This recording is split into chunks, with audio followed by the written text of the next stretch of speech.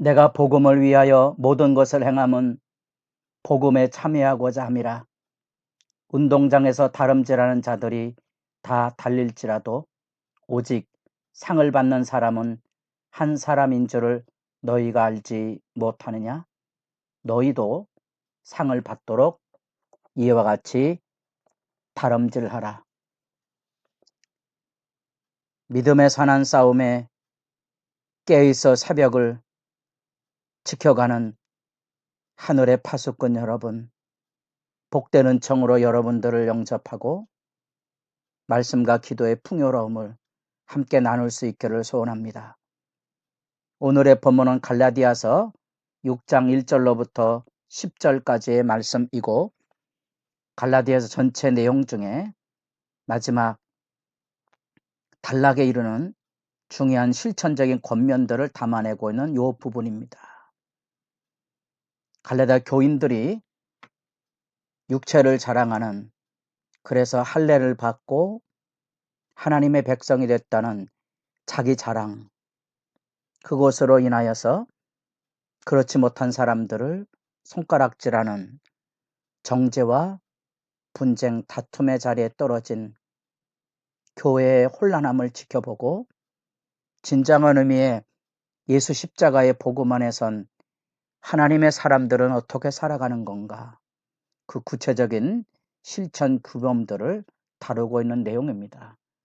그런 점에서 보면 우리가 주님 앞에 믿음으로 살아가는 실제 이야기들이 이곳에 담겨져 있고, 특별히 이 교회를 혼란시켰던 문제 안에서 어떻게 교회 생활을 하나님 앞에 아름답게 이루어 감으로써 십자가를 통하여 구원을 이루는 하나님의 구원 역사의 신앙 공동체가 어떻게 서야 하는지를 잘 요약해 주고는 내용을 담아내고 있습니다. 그 핵심적인 주제는 우리의 믿음이 곧 할례가 아닌 아브라함의 믿음을 따라서 율법 이전에, 할례 이전에 아브라함의 믿음을 따라서 의롭게 되었는데, 그 하나님의 의롭게 되는 그의 의의 유산은 우리가 믿음으로 얻는 거고, 믿음으로 얻는다는 말 안에는 십자가를 통한 하나님의 성령 받음으로 결과가, 열매가 나타납니다. 성령 받음의 열매가 뭘까? 실제가 뭘까? 우리가 5장을 살펴본 그대로 사랑으로 서로 섬김의 종로로 타는 거지요. 이것이 바로 바른 복음, 바른 믿음의 삶의 모습입니다. 5장 24절, 그래서 예수의 사람들은 육체와 함께 그 정욕과 탐심을 십자가에 못 박았느니라. 만일 우리가 성령으로 살면 또한 성령으로 행할지니 헛된 영광을 구하여 서로 노엽게 하거나 서로 투기하지 말지니라. 성령은 사랑의 섬김이고, 사랑의 섬김을 이루어가는 반대, 거짓 복음과 교회를 회방하는 사람들의 일상의 모습이 헛된 영광, 자기가 높아지는 거고, 그로 인해서 서로를 경록해 하고 분쟁과 다툼을 일삼는 모습으로 나타난다는 거예요. 그런 점에서 이제 6장 1절로부터 10절까지가 성령을 따라 서로 사랑의 섬김을 우리가 어떻게 이루어갈 것인가에 대한 말씀을, 어쩌면 아름다운 교회 생활에 대한 중요한 신앙생활의 교훈을 담아내고 있다고 보는 거죠.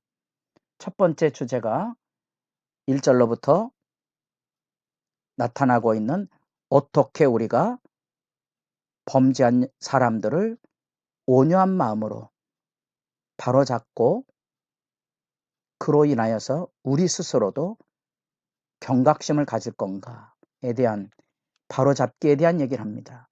우리가 현실적으로 교회 생활에 부딪히는 다양한 문제는 인간의 연약함으로 이루어지는 범죄 사건이거든요. 우리가 개인적으로도 하나님 앞에서의 죄악을 어떻게 토설하고 치유받고 회복이 되느냐가 믿음의 그 생명을, 믿음이 가지고 있는 사랑으로 역사하는 그 풍요로움을 누릴 수 있는가가 관건인 것처럼 교회 생활 역시 어떻게 범죄한 사람들을 바로잡아 줄 수 있느냐 하는 게 가장 중요한 과제죠. 여기 1절에 형제들아 사람이 만일 무슨 범죄한 일이 드러나거든 신령한 너희는 온유한 심령으로 그러한 자를 바로잡고, 신령한 너희, 하나님의 사람들은 온유한 심령으로 그러한 자를 바로잡아 주는 거지요. 반대는 뭐죠? 5장 15절에 물고 뜯는 거 아니겠습니까? 그리고 5장 26절에 서로 노엽게 하고 투기하는 거 아니겠습니까? 성령으로 사는 사람들만이, 진정한 그리스도인들만이 범죄한 영혼을 바로잡아 줄 수 있는 거지요. 마치 개인이 하나님 앞에 믿음의 바른 길로 나아가려면 죄악을 잘 처리해서 하나님 앞에 정결함을, 회복을 이루어 사는 것. 우리가 구약성경의 레위기 말씀 읽어보고 있습니다만 레위기 말씀의 제사제도 그런 규례를 통하여 죄를 씻어내는 것뿐 아니라 공동체가 어떻게 죄를 씻고 신앙 유대를 이루는 하는 16장의 대속죄일이 중심이라 그랬습니다. 그런 점에서 개인도 교회도 죄를 씻어내고 용서와 사랑으로 서로를 세워가는 회복운동이 진정한 의미의 몸을 치유하듯이 마음을 치유하고 우리의 믿음의 회복을 이루어가는 성령의 선한 싸움이 우리에게 1차 과제입니다. 뿐 아니라 너 자신을 살펴보아 너도 시험을 받을까 두려워하라. 마치 자기는 의로운 자 입장에서 범죄자를 지켜보는 게 아니고 나도 죄인일 수 있는 충분한 가능성, 그리고 실제로 죄인이었고 우리도 죄 가운데 무너지죠. 그걸 인정하고, 그래서 육체를 자랑하는 자가 되지 말아야 됩니다. 마치 자기는 죄가 없는 것처럼 남을 비난하고 정죄하고 마치 가난한 사람을 돕는 것을 은전을 베푸는 것처럼 그런 자기 선행을 자랑하는 삶의 자리 아니고 하나님이 고통받는 이웃을 지켜보는 그 긍휼의 마음처럼 범죄한 자들을 긍휼의 시각으로 지켜보고 나도 언제나 저렇게 믿음이 무너질 수 있음을 주의 환기를 시켜서 그런 것들을 살펴보라는 거지요. 그게 바로잡음이고요. 그래서 우리가 서로 짐을 져주는 거지요. 고통과 아픔을 함께 짐져주고 회복의 길을 걸어가는데 함께 돌보아주는 삶. 짐을 서로 지라. 그리하여 그리스도의 법을 성취하라. 독특한 대조 용어를 일깨워 주고 있죠. 그리스도의 법이 뭐겠습니까? 왜 율법이란 말을 이렇게 그리스도의 법이란 말로 대조해서 쓸까요? 성령 안에서 할례를 받아 율법이 아닌, 모세 율법이 아닌, 자기 육체를 자랑하는 법이 아닌 사랑과 섬김의 성령으로서 그리스도의 법, 그것을 이루어가는 것을 의미하고 있습니다. 그래서 3절에 만일 누가 아무것도 되지 못하고 된 줄로 생각하면 스스로 속임이라. 이건 거짓 교사들이 할례를 행하고 자기 육체를 자랑하고 율법을 지켜서 우월감을 가지는 것에 대한 경각심을 일깨워주고 있는 거죠.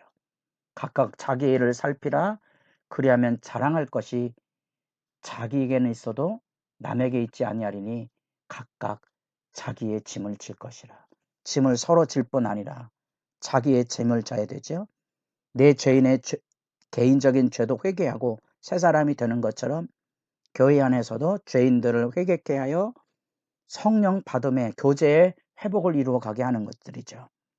또 하나 말씀을 가르치는 자와 좋은 것을 함께 하라는 존중의 교제, 신앙 교육의 아주 중요한 교사와 학생, 말씀 교제를 이루는 데 있어서 중요한 존중과 배려의 아름다운 섬김을 일깨워주고 하나님께서 천지 창조 질서로 뿌린 대로 거두는 것을 여기 육체와 성령으로 대조하면서 육체를 위해 심는 자는 육체로부터 썩어진 것을 거두고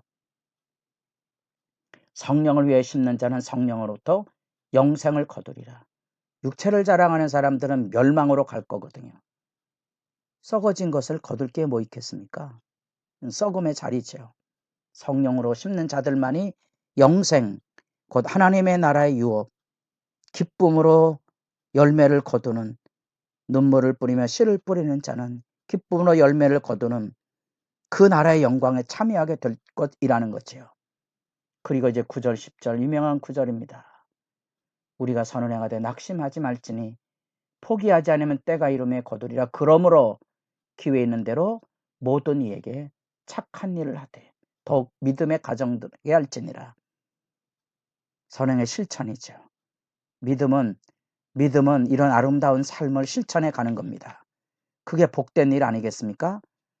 바른 복음, 바른 신앙은 성령 안에서 사랑의 섬김을 이루어가는 거고요. 지금 다양한 믿음의 교회 생활의 실천 규범을 들었습니다. 여러분도 주의 말씀의 규례를 지켜가는 복음의 진리, 그 복음의 진리에 진실한 충성된 사랑의 실천이 늘 살아있도록 기도하시기 바랍니다. 여러분 마음 안에 하나님의 사랑이 샘솟들 일어나야만 우리는 선한 길에 설 수 있습니다. 그것이 믿음입니다. 믿음은 우리의 선행으로서 그 열매를 드러내 보일 수 있는 겁니다. 행함이 없는 믿음이 어찌 바른 믿음이겠습니까? 성경은 믿음이라는 개념을 단지 종교적인 조건으로 본 게 아니고요. 하나님께서 우리에게 주신 성령의 부음이며 성령의 부음은 우리에게 하나님의 사랑의 실천을 이어가게 하는 삶의 여정으로 표현해내고 있다는 거죠. 주님 오시는 그날까지 그 마음에 하나님의 사랑을 잃지 않는 바른 믿음의 진실을 지켜가는 복 있는 성도들이 될 수 있기를 바랍니다.